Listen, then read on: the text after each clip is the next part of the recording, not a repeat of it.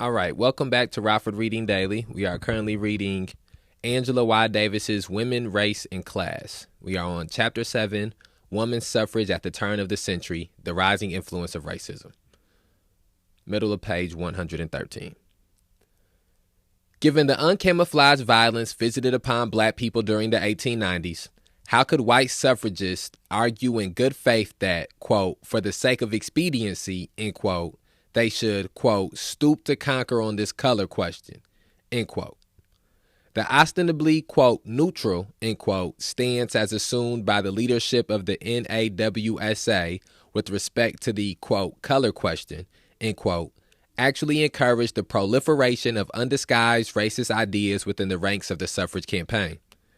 At the association's 1895 convention, appropriately held in Atlanta, Georgia, one of the most prominent figures in the campaign for the vote, quote, urged the South to adopt women's suffrage as one solution to the Negro problem, end quote. This, quote, Negro problem, end quote, could be simply solved, so Henry Blackwell proclaimed, by attaching a literacy qualification to the right to vote. Quote, in the development of our complex political society, we have today two great bodies of illiterate citizens. In the North, people of foreign birth. In the South, people of the African race and a considerable portion of the white population. Against foreigners and Negroes, as such, we would not discriminate. But in every state save one, there are more educated white women than all the illiterate voters, white and black, native and foreign, end quote. Ironically, this argument, designed to persuade white Southerners that women's suffrage held great advantages for white supremacy, was initially proposed by Henry Blackwell when he announced his support for the 14th and 15th Amendments.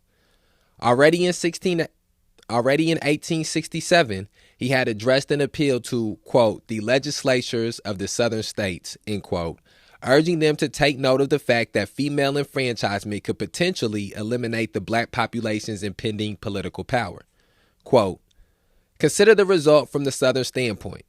Your 4 million of Southern white women will counterbalance your 4 million of Negro men and women, and thus the political supremacy of your white race will remain unchanged, end quote.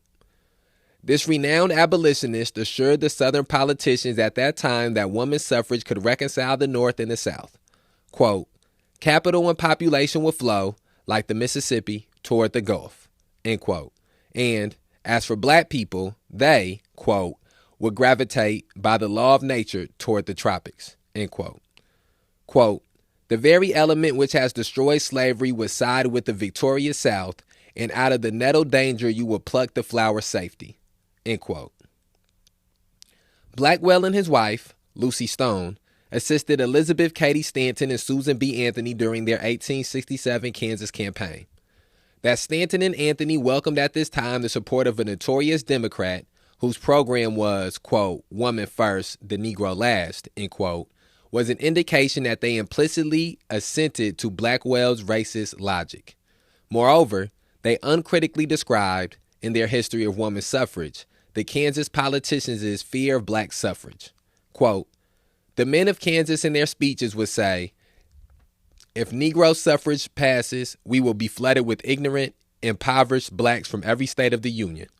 If women's suffrage passes, we invite to our borders people of character and position, of wealth and education.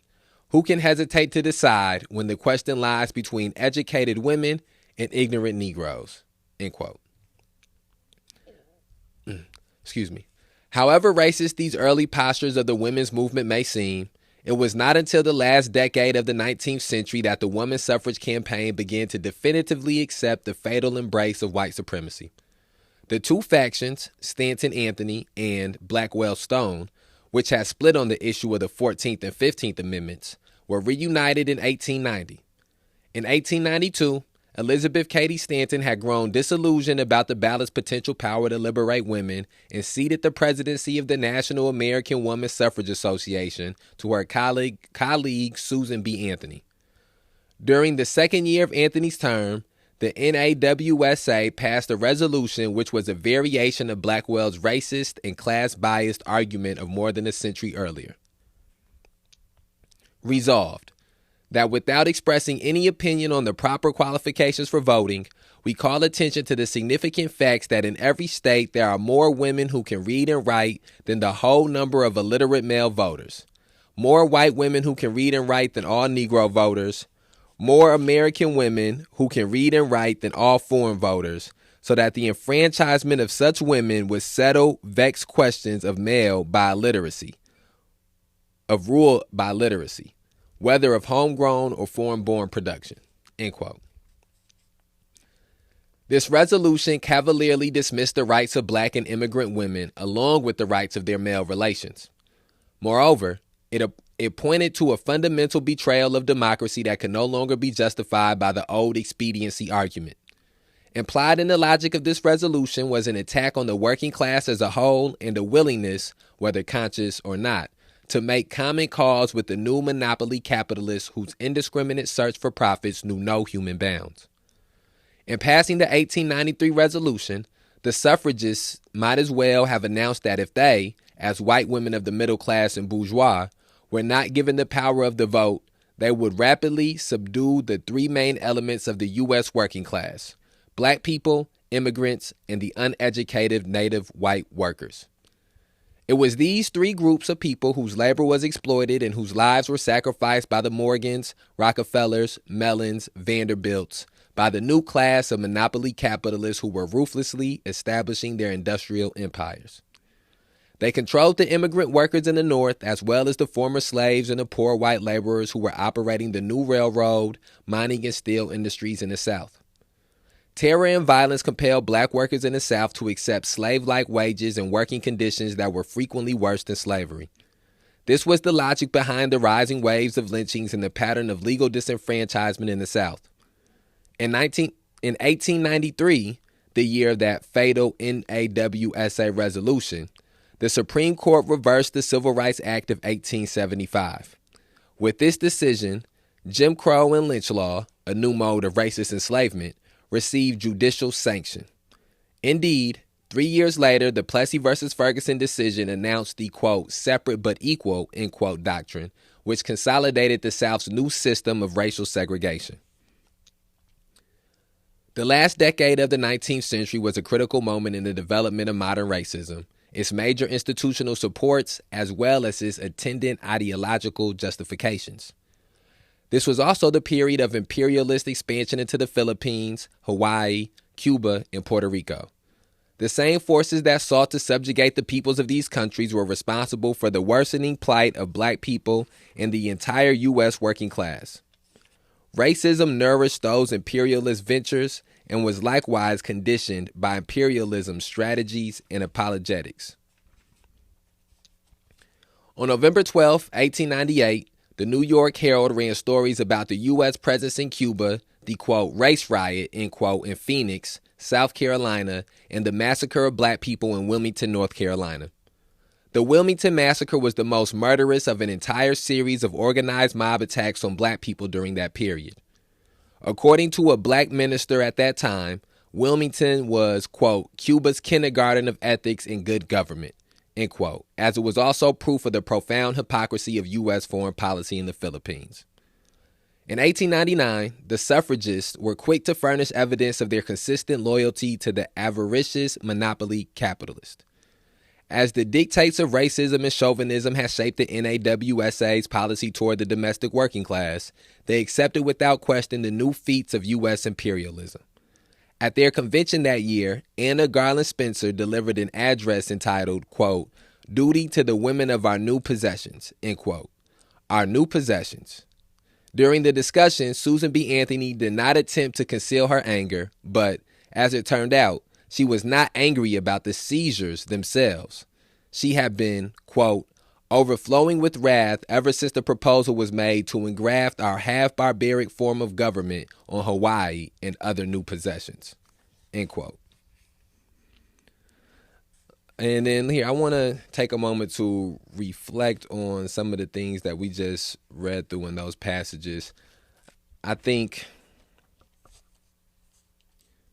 one of the things that stands out to me the most is this timeline that we have that Angela Davis is painting for us And as we're getting to the end of the 1800s, up until maybe a chapter ago, the majority of this book was about the conditions which existed specifically for black women during the times of slavery in chattel slavery in this country.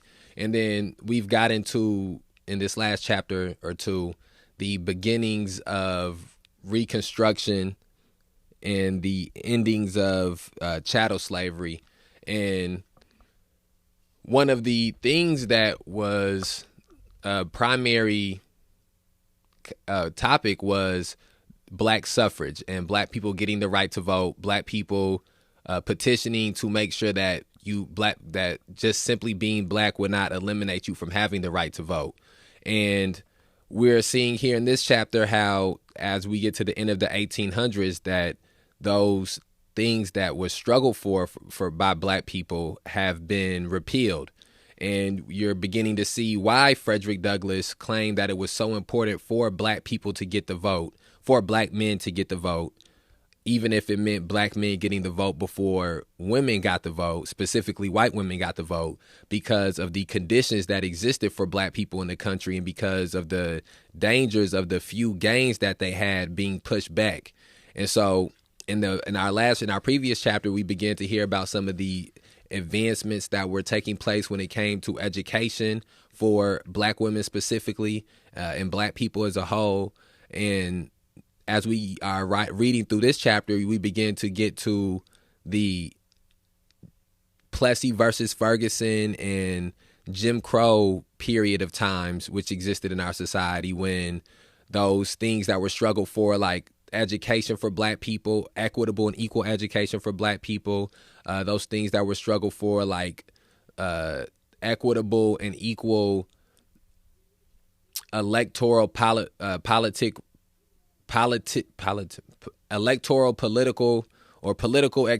electoral rights, the right for black men to be able to vote. We're seeing that being repealed back towards the end of the 1800s, beginning of the 1900s. And for me, the importance of understanding this time period is that it points out to you how you can never be complacent, not that these people were complacent or satisfied with any gains that are made in the society, as long as it is not a gain that gets us to equitability and that gets us to equitability around the board. And so it was always going to be a risk that was going to be ran by black people, or a risk that was ran as long as black people were in this country, that some of those things that they had struggled to get rid of when it came to slavery, some of those conditions and some of the advancements that they were struggling to make during Reconstruction, that some of those things would get pushed back and would get repealed back. And so to me, that's just one of the things that's important as we get to the end of the 1800s and the beginning of the 1900s. You see those steps back happening again. Regularly in American history, black people and people of color and subjugated and marginalized groups have taken one step forward or two steps forward or three steps forward. And a lot of times in the history of this country, around the corner from those steps forward have been 3 steps back or 4 steps back or 5 steps back.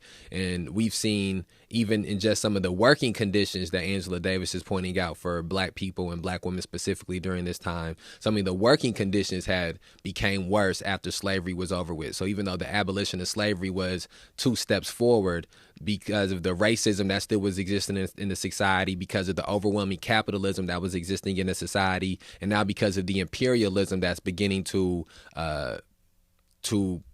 exist in this society, the working conditions for black people, black women specifically, were worse than they once were, in some cases under slavery. And so I just think that is something that has to be articulated regularly, is that often 2 steps forward in this country for people of color have been followed by 4 steps backwards. That was pointed out there.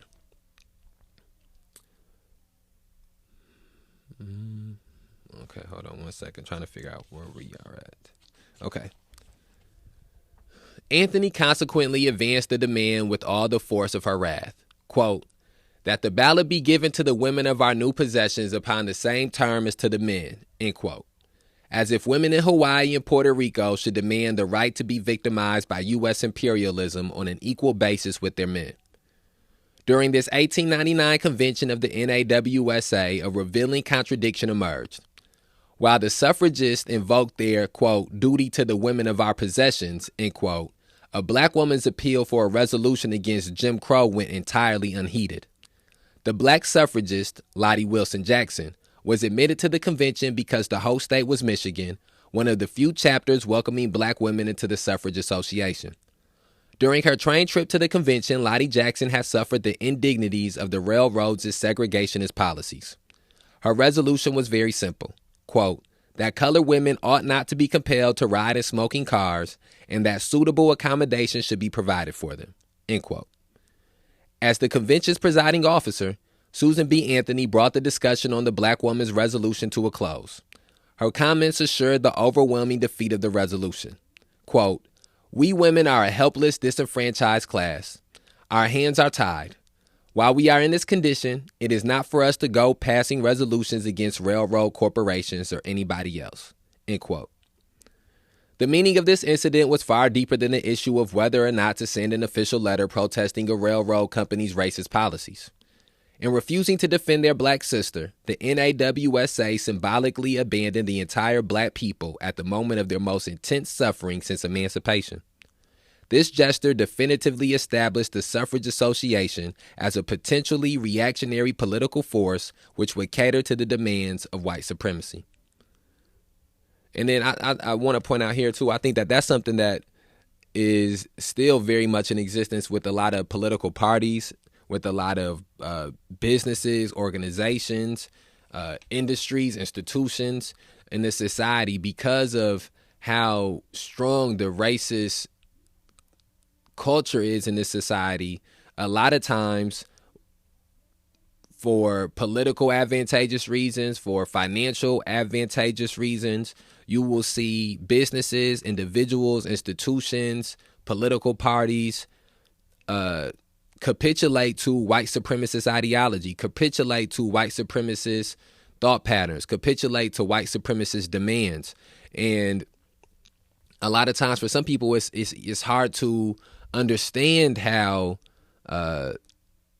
certain things that are just accepted as normal or mainstream are rooted in white supremacy or are rooted in racism. People think that you're just the kid who cried wolf or the person who cried wolf, and you're just calling racism at every turn. But the truth of the matter is we live in a society that is deeply embedded in racism. And 9 times out of 10, if you are doing what is the status quo or what is the mainstream action, or you are engaging in mainstream thought pattern, a lot of times that it's rooted in white supremacy, it's rooted in racism. And so at this point in time, the railroad corporations being segregated and forcing black people, black women to sit in the smoking car area was normal thought, was mainstream thought, was status quo thought. And so we see here that the NAWSA didn't want to push against that. They didn't want to alienate people who were buying into that thought pattern, to that mainstream thought pattern. And so again, we have to, as activists, as community members, we have to begin to do the job of being thermostats, not simply just taking the temperature of the room or taking the climate of the society, but willing to take the chance to try to adjust it and to try to say that these things that have been accepted for so long are not going to be accepted anymore, even if that means alienating some people. The NAWSA's evasion of the issue of racism posed by Lottie Jackson's resolution would indeed encourage the expression of anti-black prejudices within the organization. All right, that last segment I was doing got cut off a little bit abruptly. Let's pick up where we left off at. The NAWSA's evasion of the issue of racism posed by Lottie Jackson's resolution would indeed encourage the expression of anti-black prejudices within the organization. Objectively, an open invitation had been extended to Southern women who were not about to relinquish their commitment to white supremacy. At best, This non-committal posture on the struggle for black equality constituted an acquiescence to racism, and at worst, it was a deliberate incentive on the part of an influential mass organization for the violence and devastation spawned by the white supremacist forces of the times. Susan B. Anthony should not, of course, be held personally responsible for the suffrage movement's racist errors, but she was the movement's most outstanding leader at the turn of the century, and her presumably, quote, neutral, end quote, public posture toward the fight for black equality did indeed bolster the influence of racism within the NAWSA. Had Anthony seriously reflected on the findings of her friend Ida B. Wells, she might have realized that a non-committal stand on racism implied that lynchings and mass murders by the thousands could be considered a neutral issue. By 1899, Wells had completed an enormous amount of research on lynchings and had published her tragically astounding results. Over the previous 10 years, between 1 and 200 officially recorded lynchings had occurred on an annual basis. In 1898, Wells created something of a public stir by directly demanding that President McKinley order federal intervention in the lynching case of a South Carolina postmaster. In 1899, when Susan B. Anthony urged the defeat of the anti-Jim Crow resolution, black people massively denounced President McKinley's encouragement of white supremacy. The Massachusetts branch of the Colored National League charged that McKinley had been apologetically silent during the reign of terror in Phoenix, South Carolina, and he failed to intervene when black people were massacred in Wilmington, North Carolina. During his trip south, they told McKinney, quote, "You preached patience, industry, moderation to your long-suffering black fellow citizens, and patriotism, jingoism, and imperialism to your white ones," end quote. While McKinley was in Georgia, a mob broke into a prison, seized 5 black men, and, quote, "almost in your hearing, before your eyes, they were atrociously murdered. Did you speak? Did you open your lips to express horror of the awful crime, which out-barbarized barbarism and stained through and through with indelible infamy before the world your country's justice, honor, and humanity," end quote.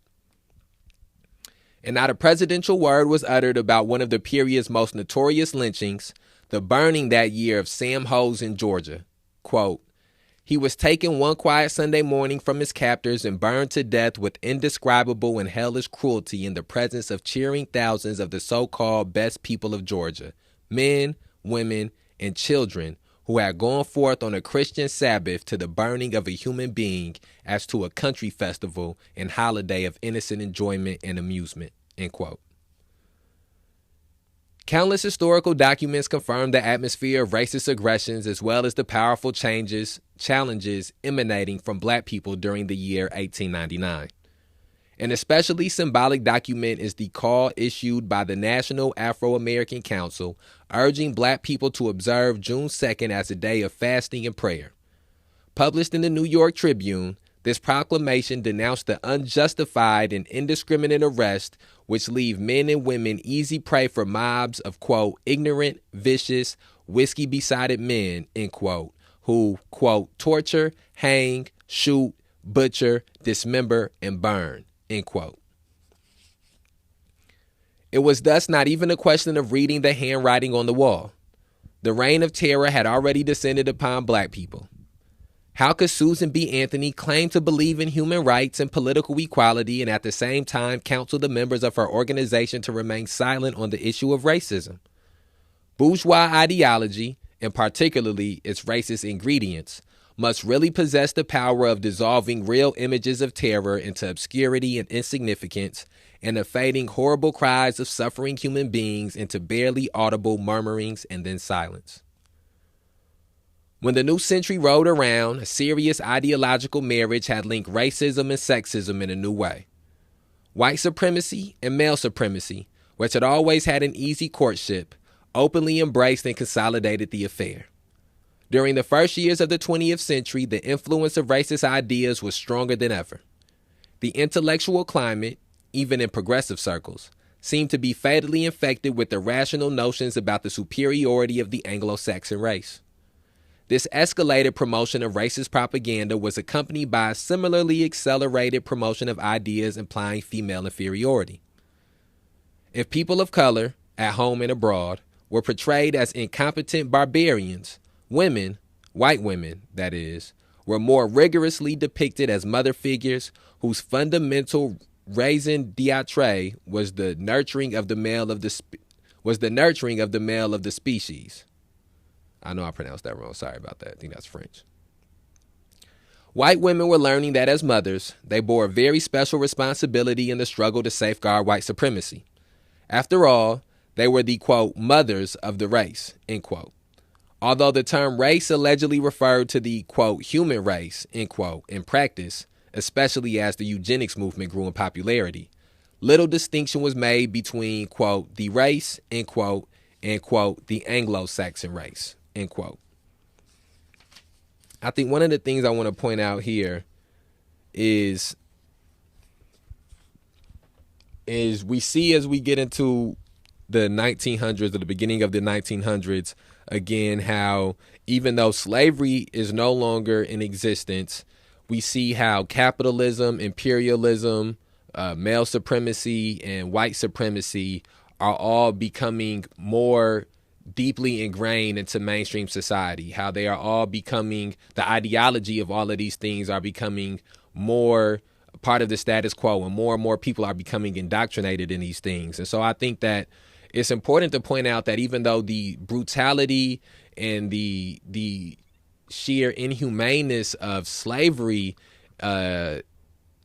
is no longer in existence, if chattel slavery is no longer in existence, we still see the barbarism that is mob violence and mob lynchings existing. We still see, and we begin to see, the beginnings of police terrorism and mass incarceration in the way that a lot of these lynchings are connected to people who have been falsely have charges pressed against them, or people who were inside of a jail who then a mob comes to the jail and takes out and then murders and kills.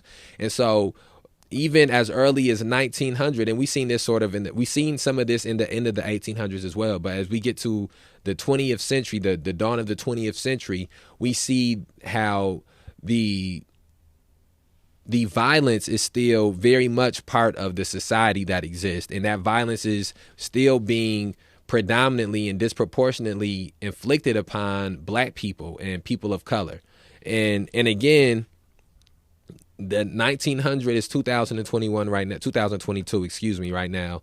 And 1900 is 70 years. I think the lifespan of people is 77 years old in America, somewhere around there. So we're still within two lifespans of people, two life cycles of people. And so I just think that those are things that are important to point out when people start talking about how long ago some of these things were. Again, 100 years does feel like a very long time, but it's people who are 100 years old. Betty White just died a couple of days ago. Betty White was almost 100 years old. And so my grandfather is 82 years old. We're getting closer and closer to the reading about the time in which he was born and he lived. But even just for him being 82 years old, it means that his parents lived in this time that we're reading about right now. His grandparents lived in some of the times that we read about before.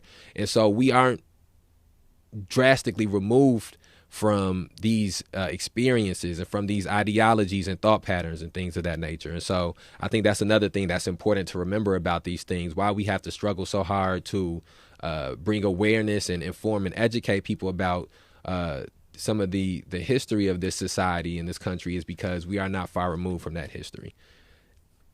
And then we're about at 30 minutes now, so, and I don't want to go over the 30-minute. I mean, we've already gone over the 30-minute mark, but I don't want to go too far over the 30-minute mark.